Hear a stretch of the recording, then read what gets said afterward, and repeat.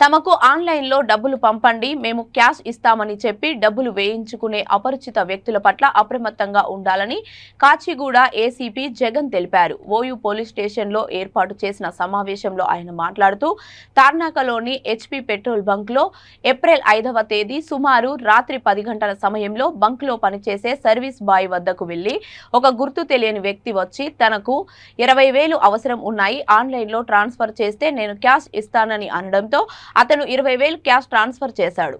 Cash అందిన వెంటనే అక్కడి నుండి అతను పారిపోయాడు. దీంతో స్థానిక ఓయూ పోలీస్ స్టేషన్లో ఫిర్యాదు చేయడంతో అతను ట్రాన్స్ఫర్ చేసిన నంబర్ ఆధారంగా విచారణ చేసి అతన్ని అరెస్టు చేసి రిమాండ్కు తరలించామని అన్నారు.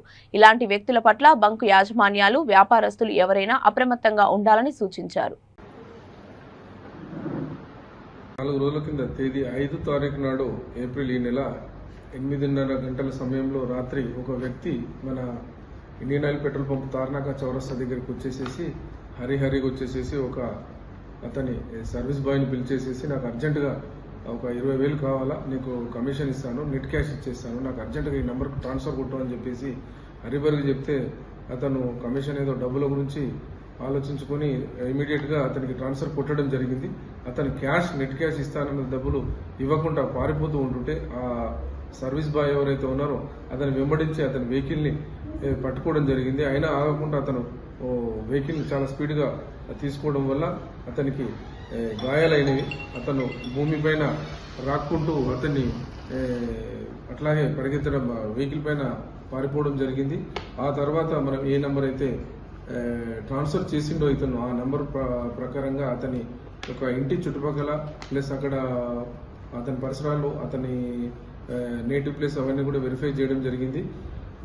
2 రోజుల నుంచి కూడా అతను ఇంటి పరిసరాలకు రాకుండా ఇక్కడనే తార్నాకాలో తిరుగుతూ ఆ డబ్బులు డ్రా చేసుకోవడానికి ఈరోజు తార్నాకాలో ఉన్నాడని చెప్పి ఒక ఇన్ఫర్మేషన్ తోని, ఆ ఇంటి దగ్గర వచ్చిన ఇన్ఫర్మేషన్ తోని ఈరోజు అప్సిగూడ దగ్గర డబ్బులు డ్రా చేసుకుని పారిపోతూ ఉంటుంటే పట్టుకోవడం జరిగింది.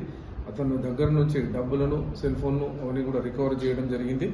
అతన్ని ఇప్పుడు ప్రస్తుతానికి కోర్టుకు పంపించడం జరుగుతూ ఉంది.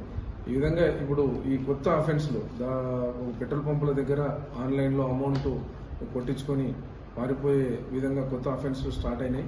దయచేసి ప్రజలు కూడా అప్రమత్తంగా ఉండి పెట్రోల్ బంక్ ఓనర్లు కూడా పెట్రోల్ బంక్ సర్వీస్ బాయ్స్ దగ్గర కూడా ఎక్కడ కూడా ఈ ఆన్లైన్ అమౌంట్ ట్రాన్స్ఫర్ చేయడమే కానీ ఇవన్నీ కూడా చేయకుండా ఉండాలని చెప్పి కోరుచున్నాం. లో ఉంటూ ఇక్కడికి డబ్బులు అవసరం ఉండే, డబ్బులు ఏదో రిక్వైర్మెంట్ ఉండే ఈ విధంగా నేరం చేయాలనే ఉద్దేశంతోనే రావడం జరిగింది. దాంతోనే ఆలోచనతోనే వచ్చినాడు. ఇతను ర్యాపిడో డ్రైవరు ప్లస్ అక్కడ చిన్న